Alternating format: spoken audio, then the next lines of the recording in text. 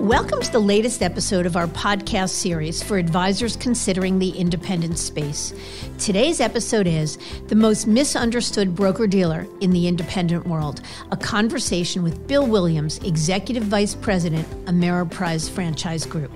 I'm Mindy Diamond, and this is Mindy Diamond on Independence.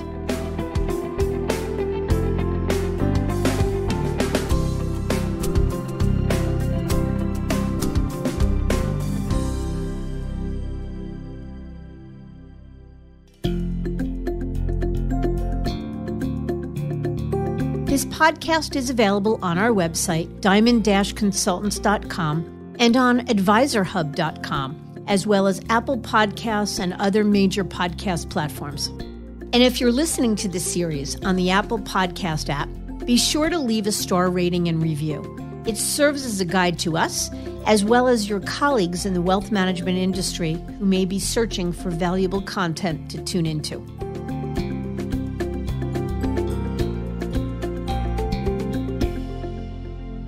When people tell me that independent firms are new, I remind them of stories like this.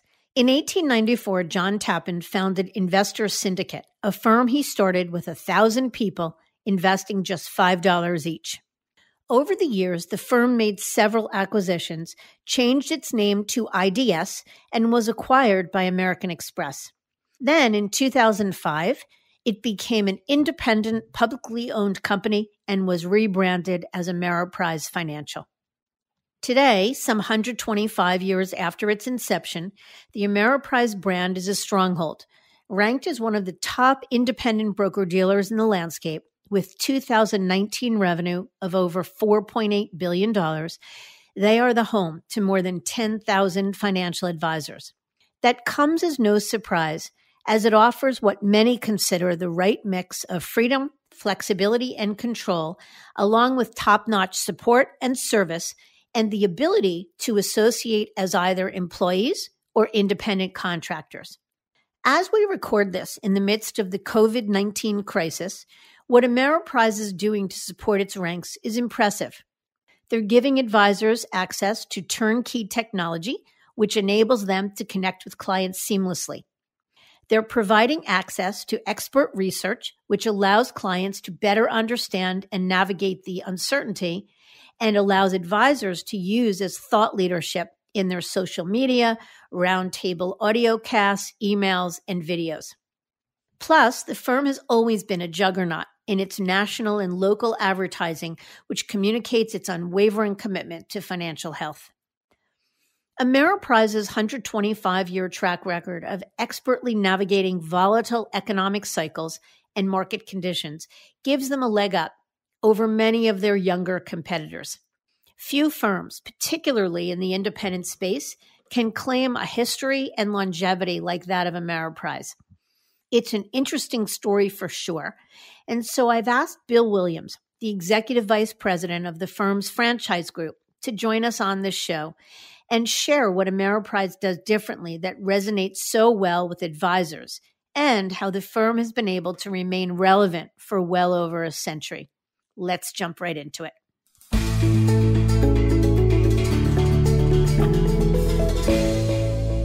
Bill, I'm so grateful you're here with me today. I'm glad to be here, Mindy. Thanks for inviting me. Pleasure. Let's jump into it. I know you've been with Ameriprise since 1989, which many would call a lifer. Would you share a bit about your background prior to being named your title today, which is head of the franchise group? Yeah, sure. And you mentioned 1989. I actually started as an intern for the company in 1988. And then after graduating college with a finance and economics degree, I became a financial advisor right out of the gates. And I spent my first 5 years building a team practice. So I was one of those guys that dialed the phone 1,200 times a week. I was determined, and I was focused, and I built a pretty good book. And then they talked me into moving into leadership, and I've held every field leadership position known to man, so to speak. I've been a training manager, district manager, lived in California, Florida, all over, and now I am fortunate, as you mentioned, to lead the independent franchise channel for Ameriprise. And what is your responsibility as such? Picture everything that goes into running a business. So I'm basically the president of the business model. So all of the advisors, I've got 8,000 advisors. It's about $5 billion in revenue. And I've got teams of people that report to me that manage compensation, that help with technology, that help with service delivery and things like that. And I work with my executive team colleagues to manage those business units. But my primary job, if I just broke it down, is to grow the business. So help more advisors to be with us and help them increase their assets under management and the growth of their business over time. So essentially, you run the independent arm of Ameriprise. And for those unfamiliar, Ameriprise is broken into two distinct groups. So tell us about those groups, what you refer to as the franchise side or the independent side and the employee side. Yeah, absolutely. So just to break it down, there's 10,000 advisors at Ameriprise. 2,000 of them are in our wirehouse type model. It's a branch system that's run by my colleague, Pat O'Connell. And they look like any other advisor on the street, and they get supported through real estate, leadership, marketing, and things like that. And then we've got the independent side, and there's roughly 8,000 advisors on the independent side. Now, we have a couple of other elements to our business as well. We have an internal advisor group. There's about 200 advisors that handle clients over the phone and by the internet. And then we just bought IPI a year ago, and they're an institutions group, so they work mainly with banks and institutions, with financial advisors in the banks. Got it. So how has Ameriprise changed over time? We certainly know it's changed its name. How has the value proposition and the way it appeals to advisors or the work that it does to support advisors changed over time? Yes, that's a good question. When I joined in 1989, it was called IDS Financial Services. And then it became American Express Financial Advisors. And then Ameriprise, when American Express spun us off to be our own publicly traded company in 1995, so roughly about 14 years ago. And since then, it's been an incredible growth story for us. I think that a lot of people, if you say, tell me about Ameriprise, they just say, well, you have proprietary product and you hire, novice people and train them to grow their books, and you have lower producing advisors. And today, that would have been true a decade ago. It's not true today. So we certainly only hire people novice if they're going to join a practice. Our average advisor is pretty high producing in the independent space. We are no longer just a prop shop. In fact, we've got 2,000 different mutual funds, 400 different SMAs. Pretty much any product on the street that any advisor can offer, we have through our system. So it's one of those things that I'm trying to work on to make sure that people understand in the industry, we're not what we used to be, and we've changed a lot. So come check us out.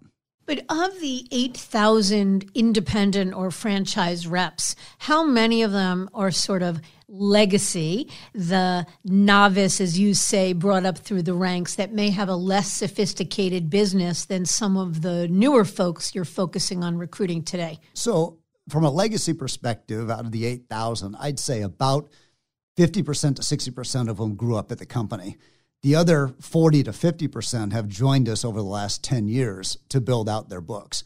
So it's really a good mix. The other thing I would say is that our advisors have become, in the last decade, much more sophisticated. They've moved up market. The average client assets have tripled in the last decade. The size of the practices, or average practice at Ameriprise, is around 750. I've got 2,000 practices that do more than $1 million in production. So it really has changed quite a bit in the last decade, to your point, Mindy.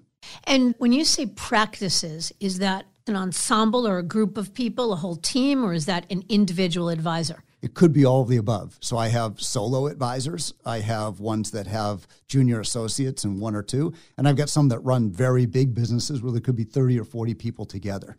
I've got some practices that do nearly 15 to 16 million in production at Ameriprise. And those are more ensembles. But I also have about 40% of my advisors that are more solos with an independent staff. So how does a recruit, so someone looking at Ameriprise today, get comfortable with the fact that 50% of the advisor force are legacy advisors and may have come from a less sophisticated background? In other words, more of a novice advisor, et cetera.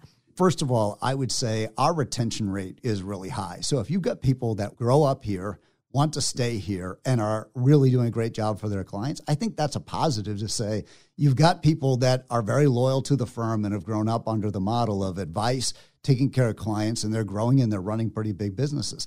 There's a positive from the cultural standpoint. And then there's a lot of people who have joined us. About half of the 8,000 have joined us from other places. There's also a positive there. So I think it's worth taking a look at. So is there a differentiation between sort of the legacy advisors and the 50% that have been recruited into this new world order? I don't see a difference. I see all of them are focused, at least after they come here and they move their book, on a great client experience, on making sure we begin with advice, that we leverage the digital experience, that we leverage our CRM model, and leverage, quite frankly, the due diligence and the investment expertise that we've built into this over the last couple of years. So the client doesn't see a difference. I don't see a difference when I go to all the conferences. Right. So maybe it's a good time to ask, what is the Ameriprise Franchise Group's value proposition, and how does it differentiate itself from the countless other scaled independent broker-dealers that an advisor might consider? Yeah. I like to say that advisors who are considering Ameriprise or who would choose to be at Ameriprise long-term have to believe in three things. One is client experience. Do they really deeply want to create end-to-end client experience that is valued by the client, by the consumer, and they can leverage it to gain new clients and to grow? So client experience is number one. We invest side by side and very heavily in helping an advisor build out the technology, the service model, the advice model that we know our target market wants. The second thing is they want to be part of a growth culture. From the top down, from the CEO to me, directly to the advisor, we're trying to figure out every way possible to help an advisor grow. And we've proven it in our numbers. Our advisors grow faster in our model than any other independent firm out there, and I can prove that. And the last thing is that they choose to be part of a culture that really cares. We're not owned by a big conglomerate bank or an international insurance company. The only thing that we do is we help advisors help clients. That's our focus every day from the CEO down. And so if they want to be part of a culture that cares, a growth culture, and one that cares about the client side by side with them, then Ameriprise is a really good place to look. So let me unpack a couple things you just said. First of all, you mentioned the target client. What is the target client? Yeah, so we do a lot of research into the consumer out there, and we're asking ourselves, where is the money in the United States, and how should an advisor be positioning themselves to win, to gain more net flows? And who is that mindset out there, and so forth. So we look at the 100,000 to 500,000, the 500,000 to 5 million, and the 5 million and above. And we do quite a bit of investment to understand what's the psychology of clients at those various asset levels, and what are they actually looking for from a retail financial advisor. And so what we have determined is that the biggest growth opportunity for retail financial advisors is that client who has 500,000 to 5 million, who has what we call a responsible mindset. They care about setting goals. They would value advice. And that actually happens to be the group that's saving the most money and has the most money to invest with an advisor, and they're willing to pay a separate fee to an advisor for what they do. And so we try to position our advertising, the message around the value of a financial advisor, our online messaging. Everything is geared around positioning the advisor to win with that 5 to 5 market, that 500,000 to 5 million responsible mindset. And we're helping educate each one of our franchisees on how to go get them and how to position themselves in their local market to attract more of them. And so you mentioned advertising, and I imagine that's one of the selling points for a recruit thinking about Ameriprise for a prospect. Tell us about that. How does that advertising help an advisor who has just joined Ameriprise or has been a longstanding practice under its umbrella? Yeah, it's sort of a good thing to talk about because we spend a lot of money trying to get the Ameriprise brand right. And we don't really advertise the products of the company or the company beyond the advisor experience. Every one of our ads is really talking about what a great experience a client will get when they do business with one of our financial advisors. And it's trying to create this halo effect. Listen, I was an advisor. I know that the client doesn't pick up a phone or a prospect doesn't pick up the phone after watching an ad on television and say, hey, Bill, I'd like to do business with you. That does not happen. Everybody out there is advertising in this space. But what happens is if they recognize the name and they believe it's a strong place and they believe that there's good values and trust there, as the advisor does marketing locally, which we help them do, and they're talking to new clients and they say, well, Ameriprise backs me up and here's my brand locally, they're more likely to gain a client. And that shows up in our numbers. Our advisors gain more net flows and more new clients than other advisors at non-branded independent firms. And so we try to create a halo effect for the work that an advisor does. It's an interesting comment, that all brokerage firms advertise. I don't actually think that that's true. I think that many of the brokerage firms, especially independent firms, certainly don't do the television or the radio advertising that Ameriprise does. And I have to imagine that even though you're right, a prospective client isn't picking up the phone because they heard Bob's name or saw it in print, but it is name recognition. And I imagine the advertising drives that a lot. Absolutely. Brand and name recognition does matter in a lot of fronts, whether it's buying a piece of jewelry in Tiffany's or it's which hotel you stay at. And so we're trying to drive brand recognition. And my comment was more, if you're a consumer and you turn on the television, Schwab, Fidelity, Vanguard, Merrill Lynch, Morgan Stanley, they're all advertising and they don't really know the difference. But if they knew Ameriprise was in the mix and it was strong and had great advisors they could trust, it just gives a halo effect to the energy that the advisor's putting in locally to market. Right. And you mentioned earlier that you've got tangible proof that advisors under the Ameriprise umbrella grow faster. I'd love it if you'd share. So how come? Why? What drives that? Because growth would be the ability to grow more efficiently, more unencumbered, right, is the number one driver for movement. So why is it that Ameriprise advisors are growing faster? Yeah. There's never a silver bullet in this space, right? If you're running a practice, which I did for several years, you've got to look at a number of factors. You look at what is your service model with clients, and is it valued by the client, and how often are you seeing them, and is it efficient to build a service model for them? How are you attracting new clients? What's your brand in the marketplace? Are you getting referrals? Are you leveraging centers of influence? How are you leveraging social media? And then how are you delivering financial advice? And is it turnkey? Are you charging for it? We work with our advisors to make sure the revenue stream from the advice that they give. And then how do you then take advice and implement the right products and services for the client? But there's another bucket too that I think is a key differentiator is human capital matters a lot. So how are you building your team, leading your team, developing your team to gain scale over time? If a $500,000 producer sits down with me, Mindy, and says, I want to be $1 million producer, my first question is, what's your human capital strategy? How are you hiring people underneath you to build out a service model, an acquisition strategy, an advice strategy to grow? So Ameriprise has turnkeyed all of that. We've turnkeyed the service model. We've turnkeyed how to market. Now, the advisor gets to choose what they engage in. Every advisor is independent. They can choose not to engage in any of that stuff. But on average, many of my advisors, about 70%, participate in coaching programs along those lines based on what they want to do on their business plan. And through that, I've been able to prove I can help them grow faster. No, it's built into the model. So while there is some coaching that they could choose to pay for, we have franchise consultants, for example, in our system, and they do charge a fee to do some coaching. And those are generally top advisors that hang out a shingle and say, I'm really good at helping people run a practice. I'd come in and do some coaching for you, but you don't pay for the people on my staff or the systems that I've created or the internal coaches that I've built out as either. Got it.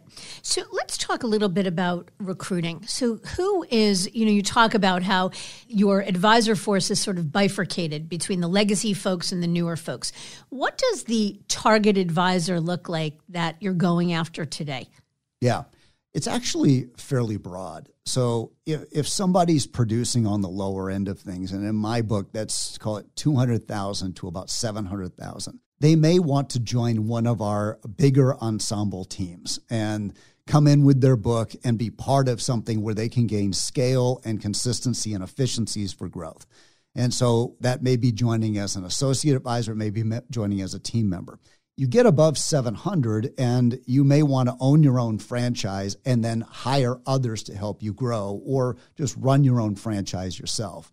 The target audience for me is somebody typically for a franchise side doing about $1 million to about $2 million and consistently is focused on growth consistently focused on a client experience, and wants to partner with a firm that's investing in the systems for growth.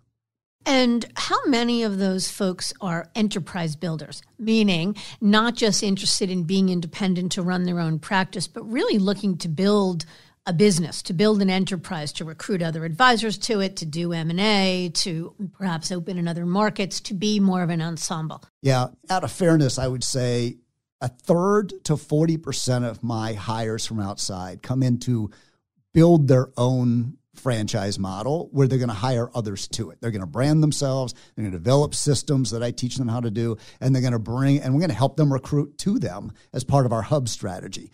And then 2/3 to 60% are joining somebody else's team as they come in. Got it. So what are those advisors, those recruits looking to solve for? And what I mean by that is that at least with the advisors we talk with that range in size from 200,000 to 20 million in revenue, not everybody is certain out of the gate that they want to go independent. Right. So they may be talking to Ameriprise as part of an overall due diligence process. They're looking at other independent broker-dealers. They may be looking at the RIA space. They may even be looking at other wirehouses, other regional firms, other quasi-independent models, et cetera. So what do you find the ones where you win? What are they most looking to solve for? Yeah, I think there's a few things that people are looking for. One is you've got the younger advisor who still sees a long runway to success, and they want a business partner that's going to help them turnkey marketing and turnkey revenue streams and help them hire the staff to grow. And so that's sort of the up-and-coming entrepreneur, and they know that we've got the systems, the training, the support, the leadership to get that done. I also find advisors who have been independent for a while have consistently been told by their independent broker-dealer, listen, we've got these systems for you, or you can hire so-and-so as a coach, or you can figure it out, or use this technology. And they realize they need a little bit more structure and systems to really make the leap in terms of growth. Still others who are more mature, they want a buyout strategy. So they're trying to figure out, how do I really realize the equity in my book? And listen, our advisors sell their book for about 3 to 4 times gross revenue when it's time to retire. Sometimes they want to sell to their junior partners, and they need funding for those junior partners to buy them out. Ameriprise provides that funding. Some of them want another advisor to buy them out. And so before they come over to Ameriprise, I find them another franchisee that will buy them out, and then they move their book, they get back and running, and we sign a succession agreement. If you're at the wirehouse and you're saying to yourself, the system is changing on me, I'm trying to hire more staff, and for whatever reason, the economics don't allow me to hire more staff, or my son or daughter want to join me in this, and there's restrictions on that in my model. We can, in the independent channel, free you up and give you the flexibility. So if I'm paying you out at 90% and the wirehouse was going to pay you 50%, let's figure out how to use that 40% difference productively to hire staff or build out the model that you want to build out, and the equity ownership is yours, and who you want to hire is your choice. And so there's not an easy answer to say everybody comes to me for one reason. They come to me for succession, for growth, for trying to build out a different model, for trying to get away from maybe the controls that are in a wirehouse model. There's a lot of reasons why they'd have a conversation with me. Yeah, and sometimes it's all of the above, and I think that's the exact right answer. We find the same. There are as many reasons to move as there are advisors exploring their options, and it shouldn't be one size fits all, so that makes sense. But maybe let's make it a little more tangible. Can you talk with us? I mean, Ameriprise has had some really great success in recruiting in the last couple of years. So I'd love for you to unpack for us a little, first of all, why that is, what's changed in the last couple of years. Is it more driven by market forces elsewhere, meaning more frustration within the traditional space that's just driving people more toward independence? Or is it something that Ameriprise is doing differently? And then secondly, maybe you can talk about some of the wins you've had recently that'll sort of give this more color. Yeah. So, I mean, one of my best friends out there, right, is mergers and acquisitions. So as companies change, as brokerage houses merge, that creates unrest and people want to check out what might be out there. As companies get faced with economic pressures or with the changing regulatory environment, as they change their policies, as they change their financial commitment with their advisors, their comp plan, or how they're supporting advisors can get frustrated. In my mind, advisor is king and queen. So they own the book, they own the relationship. And whenever a firm does something that sort of disrupts that, advisors tend to look around. And a number of firms over the last decade have disrupted the advisor relationship in one form or another. It gives me an opportunity to tell my story when people are in a position where they're not happy. So the reason that I think we've been really successful is we don't think about it. And I tell my leadership team and my recruiters, this is not about selling somebody on Ameriprise. This is about getting to know somebody in their heart and in their head at a real personal level. These people, these advisors have spent their life building a book from scratch. It is their lifeblood, is what they think about day and night. It is their retirement plan. You need to understand what it is that they love about the business, what they love about their current broker-dealer, what they hate about it. If they could wave a magic wand and change for the future, what would it look like? Understand them at their core. And then let's figure out, okay, what kind of book do they run and are they a good fit for Ameriprise? And what other options are out there? And try to coach them through the process of making a good decision with their book. Because if they get it wrong, it's a really bad situation for them and their clients. And so make sure they're coming to, if they're going to come to Ameriprise, because the client's going to be better off, they're going to be better off, their families are going to be better off. We take a long time to walk them through that process. We do due diligence, we do many meetings. We want to make sure it's right. I want to look my advisors in the eye 5 years from now and have them look at me and go, I made the best decision coming to you. And so we'll interview 6,000 people this year to hire about 250 in my channel to make sure that we really are a good fit for them based on their values and what they're trying to do.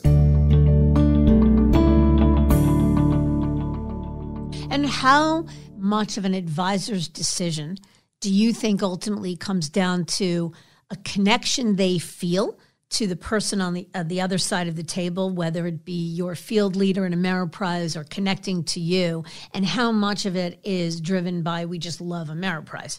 I think connection is almost everything. If they don't feel appreciated, loved, respected by the local leaders that they get to know, they're going to be living with them ongoing. Our value proposition is that we're really good at doing business planning with you, coaching, helping you build a better model. If they don't trust that from day one, if they don't think they're going to be in a great environment, a culture of caring, then they're not going to come. And so this comes down to my local team really building a great relationship with them. I'm going to get the economics close to right, and those will always play out over time, but money is just money, but relationship and growth is everything. And that's where we're focused. I couldn't agree with you more. So if you would, can you share a couple of your most recent wins with us that will sort of define who you're looking at these days? Yeah, so we hired a gentleman and his team down in Florida about a year ago, a man named Dale Siebert. And he'd been in the independent space, he'd been in the wirehouse world, and he'd been around. He'd built a book that was doing well over $3 million.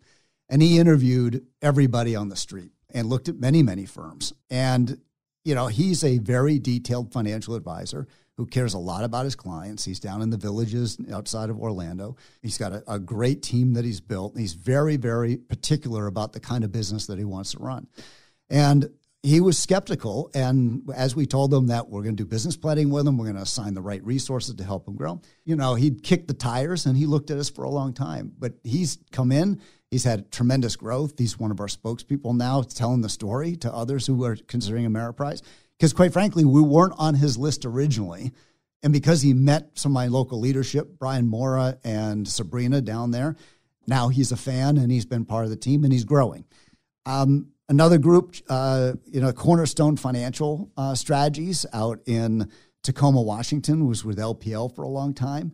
They met with my team out there. They are wanting to partner for growth and find other advisors that continue to build out their team. We've been successful at partnering with them on it. And listen, changing firms is never easy, but they're feeling like they've got a model here that's sustainable. I'll talk about Jill Williams. She was at MetLife, moved to MassMutual, and then came over to us right here in New Jersey. She's significantly grown. She's up 50% in her productivity since joining us, and she's going to be a speaker at our women's event coming up next month. And it's just because we take the time with my leadership team to understand what her goals are, what she's trying to achieve, how she wants to do it, and then we assign the right support to get it done. So going back to Dale for a second, How much of Dale's, you just using him as an example, you mentioned that Ameriprise wasn't even on his list of firms to explore. And then ultimately he joined and he's a raving fan, which is extraordinary. But I guess I'm wondering how much of Dale's reluctance to consider Ameriprise out of the gate, which is quite honestly something we hear a lot, was rooted in the perception that Ameriprise is great for the lower producing advisor, but not for somebody who serves a high net worth client base and not for somebody who's a sophisticated multi-million-dollar producer. Yeah, I think that's my biggest challenge, Mindy, is I need to get the word out. It's one of the reasons I wanted to come talk to you today was to really get the word out. We're not what we used to be. And that was what was holding Dale back. He put Ameriprise in a particular box that, quite frankly, he learned we shouldn't have been in. And we've gone in the last 10 years significantly up market to that 500,000 to 5 million space and even higher. As I mentioned, we've got 2,000 advisors doing more than $1 million in production. And we've got people like Dale coming in every day who do 2 million, 3 million in production part of their team, and they're looking to double in the next 5 years. So I think if you talk to anybody who's joined us recently, they would say my perception changed after I got to know them. And Dale, I know, came from the traditional brokerage space at one point, but before he joined Ameriprise, he was already independent, correct? Yes. So he was changing broker-dealers? Correct. And what was the motivation? I'm not picking on Dale, but using him as an example. What was the motivation to go from one broker-dealer to another? I don't want to get too far out of school here, but my understanding, we talk more about the future than the past, but I think he felt like the promises he was made as he joined some other firms weren't fully fulfilled.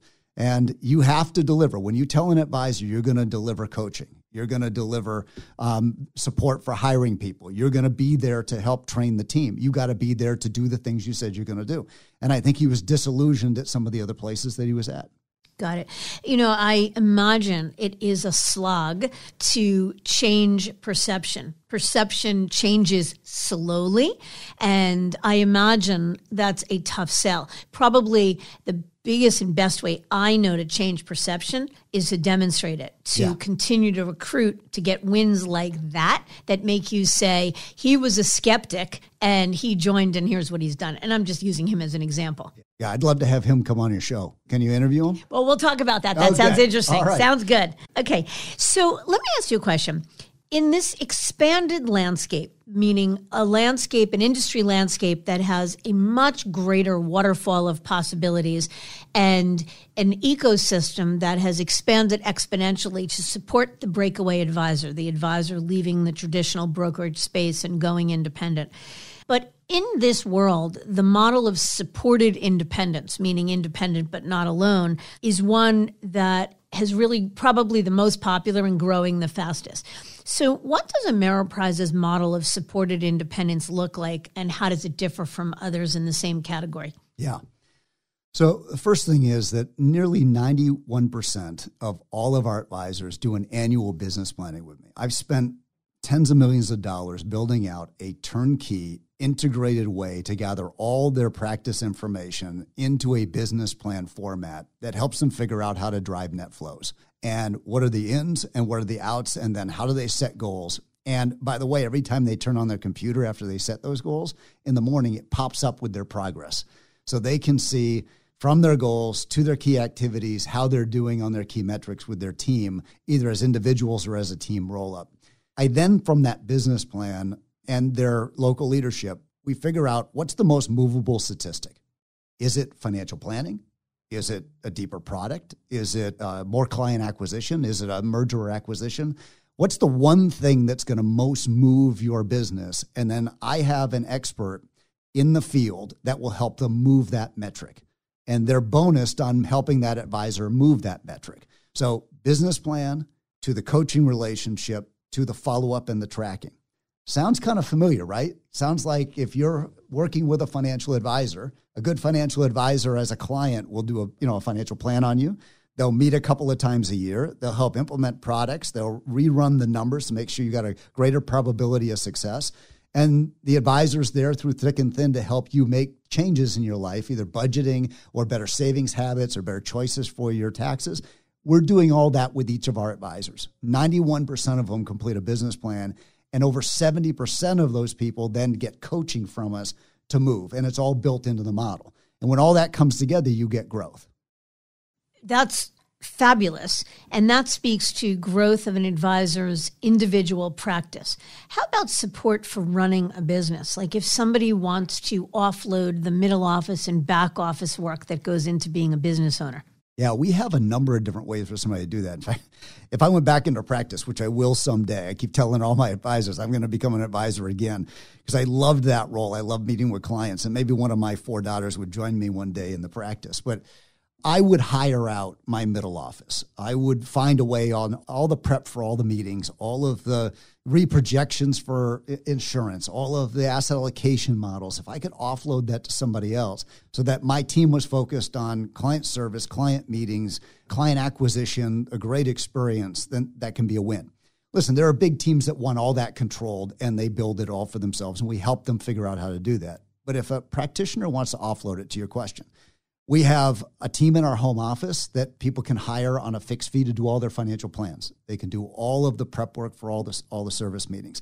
They can do all of the data entry for any of the meetings coming up.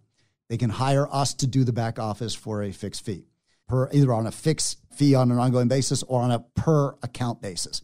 Now, there's also consultants that have built their own models to sell that service as well.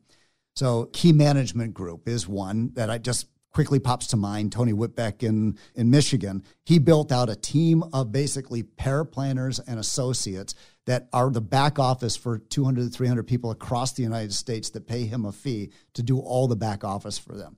Those are just a few examples, but I've got a lot of options for people to offload the middle office, and it can be very cost effective depending on who you are. Yeah, and I think much of the industry would agree with you that unless you have a great love for doing the middle office and back office work, it is much better to focus on your core competencies and do the things you love. Yes. And offload in some way the rest. And I think the message is that as the industry landscape has matured, there is no shortage of ways to offload it. That's whether right. it be That's internally or externally. And technology has enabled that, right? You can securely send the data for your client without a breach to somebody who's not in your state, not in your office. They can do the work. They can send it back securely. I mean, we've come so far with technology. No doubt. So let me pivot for a second to Ameriprise as compared to the rest of the industry. So I imagine, and correct me if I'm wrong, that the 2 biggest competitors would be other independent broker-dealers and the RIA hybrid space. So we talked a little bit about how Ameriprise differentiates itself from other independent broker-dealers, though I certainly would welcome more. But I'd love to focus for a minute on the hybrid RIA space, where instead of the broker-dealer being the core of an advisor's business, he or she uses a custodian, Pershing, Fidelity, Schwab, or the like, and then uses what we call a friendly broker-dealer to run the accommodative commission-based business. And I imagine that, at least with the advisors we talk to, that is big competition for the independent broker-dealer space. So do you find the same? And what would you say to an advisor that was looking at both? Yeah. Listen, advisors are really smart, and they work with people like you to look at all of their options, right? There are certainly many wirehouses out there that are good places to be. There's many independents. There's the hybrid. There's the full RIA options. And I would say, listen, I know how difficult it is to run a business firsthand. I run a large business today, and I ran a practice before.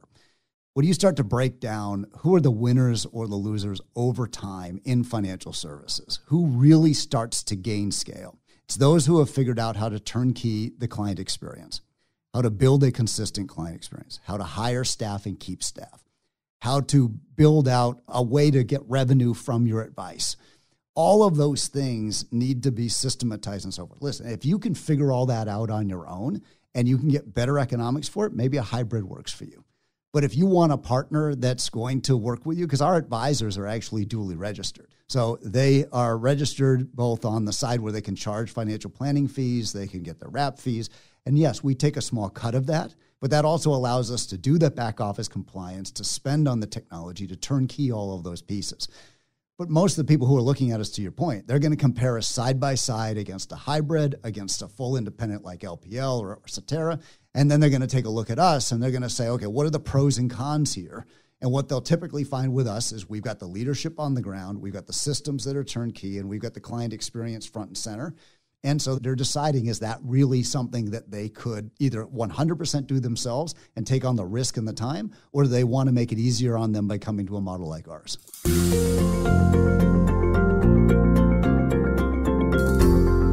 What are there any limitations that an advisor would have placed upon him or her under a broker-dealer umbrella as opposed to the flip of it being an RIA hybrid? Yeah, I am sure there are some differences in sort of the reporting and things like that. We know we're in a highly regulated environment, right? And so if they're going straight to the SEC, but that's changing too, right? Under BI and under the investments that the SEC is making, I know they're staffing up to do much more audits, and their expectations of a consolidated audit trail, even for RIAs, is changing. So what was probably is not what's going to be. And I've made it really easy for somebody to be compliant. The other thing at Ameriprise is if anybody gets questioned by a regulator, I pay for their defense and their legal team. I bring the right legal people together. I had one of my top advisors call me over the weekend, and he said, I just received a letter on Friday that FINRA is questioning some of my wholesaler reimbursements, and they're coming in and do an audit. And I had, over the weekend, one of my attorneys call and help represent him and get ready for the questioning the next week. That doesn't exist in a lot of spaces. And so what we're trying to do is be a partner and to solve their problems and protect them going forward. Do you think that a business under a broker-dealer umbrella, independent broker-dealer, that there would be any impact on overall enterprise value at the end of the day? So in your model, if an advisor is associated with Ameriprise and then wants to sell the business at the end of the day, the options for buyers would be under the Ameriprise umbrella, as opposed to someone who's an RIA hybrid that could sell the business on the open market and have greater competition for it. So do you think that there is an ultimate impact on the overall enterprise value because there's less competition for the business? And that's something that I wanted to check for myself. I worked with an outside company called Succession Resource Group. David Grau Jr. helps run that business. And I've asked him every couple of years to run the side-by-side of the practices that sell inside Ameriprise, what multiples we get inside Ameriprise, to RIAs, to hybrids, and to all the other independents that he knows about. And every time we find a 15 to 20% premium for Ameriprise practices inside Ameriprise. And what he discovered is a couple interesting things, Mindy. One is that we actually have so many bidders because we have a very efficient system. So we have a multiple listing service inside Ameriprise that if you want many people in your area or across the country to know you're selling your practice, we have a way to get that word out there. So we tend to, if I listed my practice today and I said next Friday I want my bids, my guess would be you'd probably have 20 to 25 buyers bidding on your practice within a week, on average across the nation. Now, if you're in a more populous city like New York or New Jersey, you probably have 40 bids on your practice. The other thing is Ameriprise provides the liquidity. So we'll provide the lending, or we've partnered with 5 other banks to provide the lending so that liquidity is there. The other thing is that I push a button and it instantly transfers. So if it's in my hands on Friday, it'll be in your hands Saturday morning, and there's no lag time in you getting it. There's one other piece they discovered in that at Ameriprise, when you're looking at a practice, I can give you every stitch of information on that practice, provided the seller is willing to release it. Your client satisfaction scores, where every stitch of revenue is, where all the assets are, and you can calculate where your opportunities are before you bid on it. So there's transparency, transferability, liquidity, and a system where there's multiple bidders. We're able to get a 20% premium on it.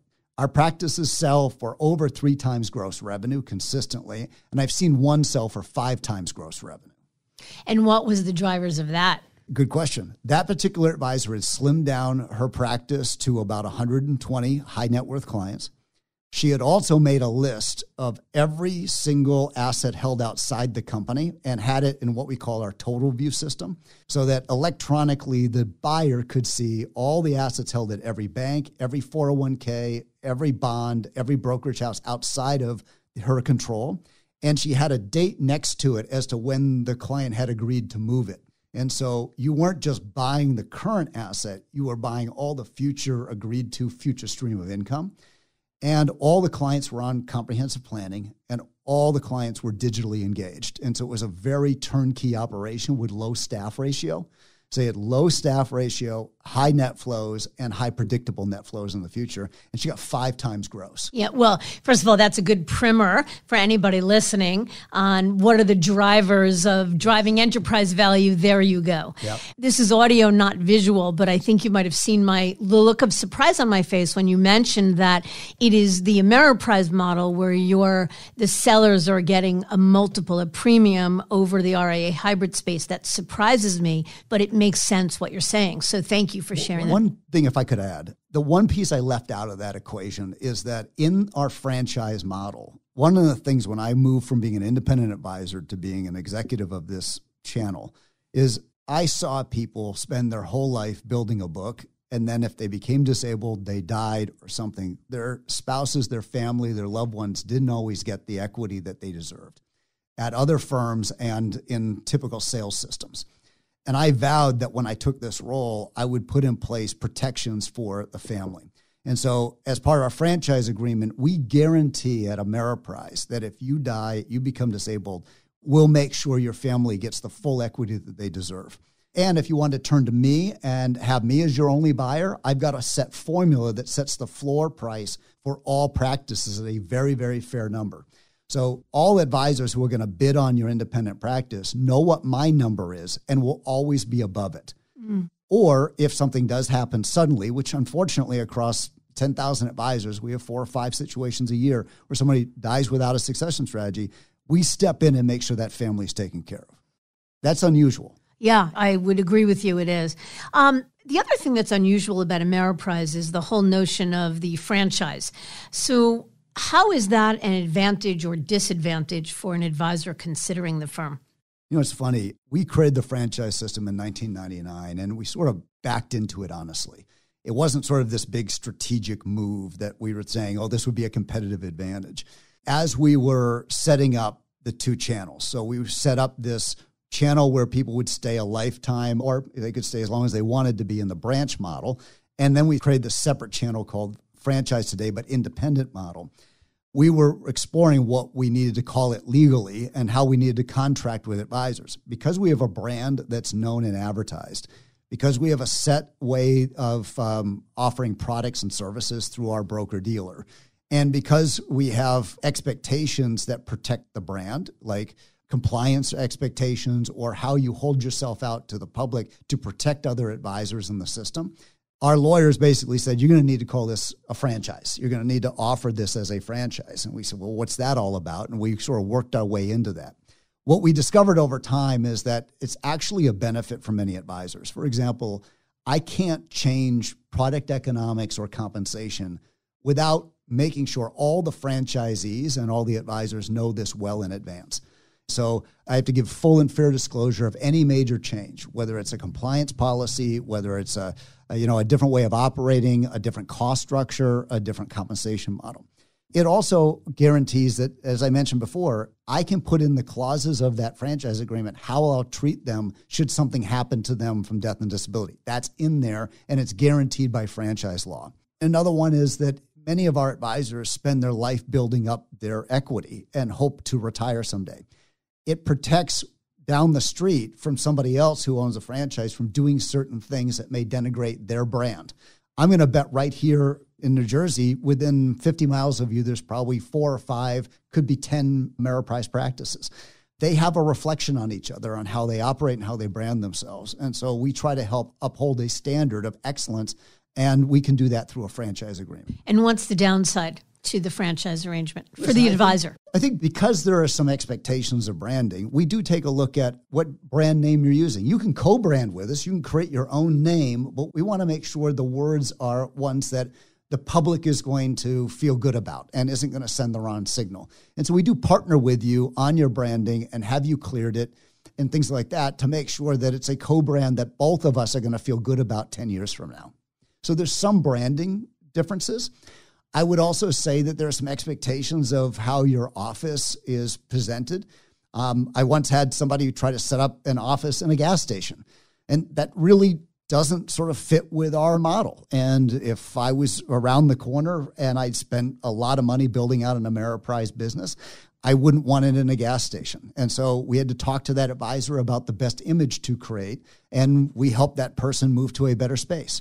So we tend to partner a lot with our advisors and help them see the wisdom of their choices. There's not a lot of have-tos, but mainly around branding and client experience, there are a few.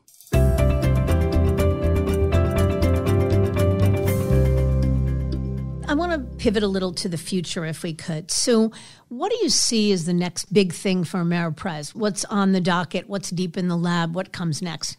I have to go back a little to kind of tell you what's next. We spent the last 18 months really investing in what we call the client experience. Whether you call it the Ameriprise client experience, I want the advisors to call it their client experience. So if I was back in practice, I'd call it Bill Williams and Associates client experience. But we've discovered through our research, I mentioned before, we do a lot of research into what we call the 5-to-5 market. We discovered that they're looking for 4 distinct things from each advisor if they're going to pay a premium. And they know, this target market knows that it's cheaper to do business at Schwab, Vanguard, and Fidelity if they just go directly there. And so they're saying, if I'm going to pay a premium, I want 4 distinct things. I want my advisor to know my goals and have it very personally tracked and have all service meetings really lead with my goals, that all products and services sort of line up with helping me achieve my goals, and that you use a very robust and understandable asset allocation process that's rebalanced on a regular basis, and I can understand your selections. You don't just wrap a bunch of ETFs and call it a day. There's more to the product selection that these people are expecting. The other thing they're expecting is more of a digital experience. I should be able to log on at 1 a.m. and see all my holdings with my advisor and everything held away and exactly how I'm doing on each of my goals. I shouldn't have to email and say, hey, how am I doing, Mindy, on my goals? It should be right there, right on my screen at 1 a.m. And the last thing is that these clients want to be serviced. They want to have a great experience. They want you to reach out 4 times a year and say, is anything going on? And by the way, I've got a new idea for you that I thought of. And it could be your team that's reaching out. It could be you. And they want at least a couple of face-to-face meetings. And by the way, if they call your office, they want to call back the same day. Now, if not in 24 hours. And you don't just have to call back with the answer, but you have to call back and say, I got your message, Bill. So you asked a very simple question. I've taken a long time to answer it. But we've invested heavily in the technology to make each of those things come true. So every one of our clients can now log in and see every one of their goals online. They can see every account held at Ameriprise in a way. They know their advisor cares about them, and we built a system around Salesforce that allows them to figure out the contact model. So I've spent the last 12 months trying to roll out what this is, what the technology is behind it, and to try to make it seamless and paperless for the office to do it. And my advisors are telling me, the ones who are adopting it are loving it. But more importantly, the numbers are telling me that we're getting better net flows. We're getting new client acquisition. We're keeping clients longer and happier. And so we're starting to get good momentum here. But I couldn't create those as separate pieces. It needed to be end to end at the practice level and turnkey. And that's what we've done. Yeah. And I think that there's no question that for any firm, bettering the digital experience has to be part of what of their plans to make themselves more relevant, or they'll lose every time. Yes, at the practice level. I mean, there's so many pieces of software out there that I can put on my laptop, my desktop, my tablet for, managing my practice, managing client base, managing assets. But if you can't log in once and click a client name and populate everything seamlessly, then it's not worth it. And so what we've invested in is fully integrated technology where the advisor logs in once in the morning and then they click a client name and everything's populated. And they don't have to touch paper if they don't want to. And they can do it from an island in Fiji if they wanted to on vacation and be fully connected to their team. Yeah. Okay, one last question, and this has been fascinating, and I thank you. I know you wear a lot of hats, and you talk about how you've got sort of 2 main goals: to be in charge of recruiting, continue to bring in top talent, and at the same time drive growth amongst existing advisors. That's a big role. So how do you spend most of your time? Well, I run marathons, and so I get up in the morning around 5. I hit the gym, although I'm kind of addicted to Peloton lately. and I'm in the office by 7 or 7:30. And usually I start out the day by connecting with some of my leaders in the field around key projects. It could be this fall that I was having conversations around the business planning that we were doing for advisors. And then later in the fall, who's connected to which coaching. And then I just got back from the leadership conference where we could have been planning that and so forth. The middle of the day is probably spent with the executives that sort of run technology, service delivery, compliance, operations, and us strategizing on how to make this even better for the advisor in some of the executive meetings and how we're using our resources to make it better. Usually in the late afternoon, I'm meeting with advisors or recruits that are considering us and going out to dinner with a couple of them to pick their brain on what they're seeing out there, what they're learning. You should also know I take 120 flights a year. I'm on the road 200 nights a year. And, I'm in every major zip code and I'm talking to advisors in either group setting or my field leaders to understand what's happening. I grew up in the field. My roots are in the field. I still work 75, 80 hours a week. I am focused on helping advisors to win and to grow in a very competitive environment. And it's hard out there, and to get it right is hard. And I want to make it easier on them by understanding what's in their head and then delivering the right things because I got out there and I found out what was going on. And so I'm on the road to find out what's going on and bring it back to corporate office to implement it. Yeah. Well, I'd say Ameriprise should be very grateful for your dedication. And it sounds like you've done wonderful things in your role as well. I can't thank you enough for your time and your wisdom and your insights, and look forward to continuing the conversation. Thank you, Mindy. Appreciate being here. It's been great.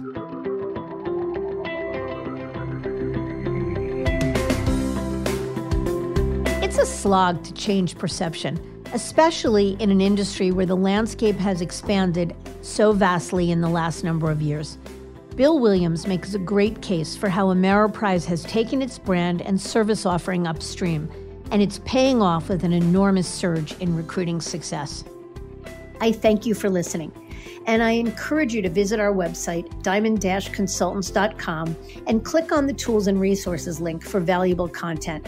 You'll also find a link to subscribe for regular updates to the series. And if you're not a recipient of our weekly email, Perspectives for Advisors, click on the blog link to browse recent articles. These written pieces are an ideal way to stay informed about what's going on in the wealth management space without expending the energy that full-on exploration may require. Feel free to email or call me if you have specific questions. I can be reached at 908-879-1002, or these days on my cell at 973-476-8578, or always by email, mdiamond@diamond-consultants.com. Please note that all requests are handled with complete discretion and confidentiality. And again, if you enjoyed this episode, feel free to share it with a colleague who might benefit from its content. And a special thanks to AdvisorHub.com for sharing this podcast with their viewers and subscribers. This is Mindy Diamond on Independence.